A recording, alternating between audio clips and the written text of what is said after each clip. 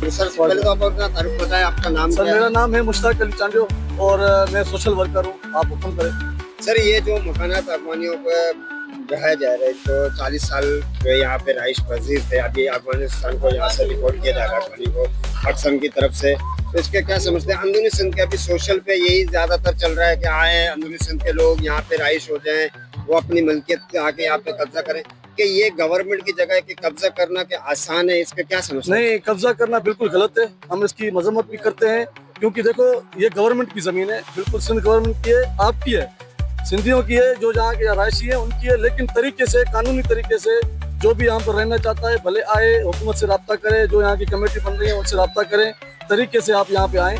बाकी ये कब्जा करना या ये छतें जो बेची हैं अफगानियों ने, छतें लेना, ये भी गलत है क्योंकि ये किसी की अभी नहीं है। अभी ये ज़मीन जो है ना वो अपनी हुकूमत की है, तो इस वजह से उसी तरीके से लेनी चाहिए।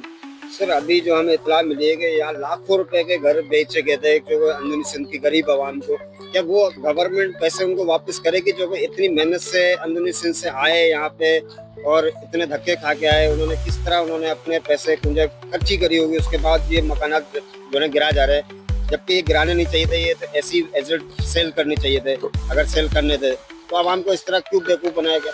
ये अपनी हुकूमत को सोचना चाहिए, जिसने भी पैसे लिए हैं, किसी ने भी कमेटी यहाँ पे बना के पैसे लेके अगर उनको दिया है तो वो पैसे उन गरीबों को देने चाहिए। उन कमेटी से उनसे रब्ता किया जाए और उनको बोला जाए कि भाई कानूनी कार्रवाई की जाए कि आप लोगों ने पैसे क्यों लिए। ये ज़मीन किसी की नहीं है, ये ज़मीन हुकूमत की है और हुकूमत को ही एक्शन लेना चाहिए।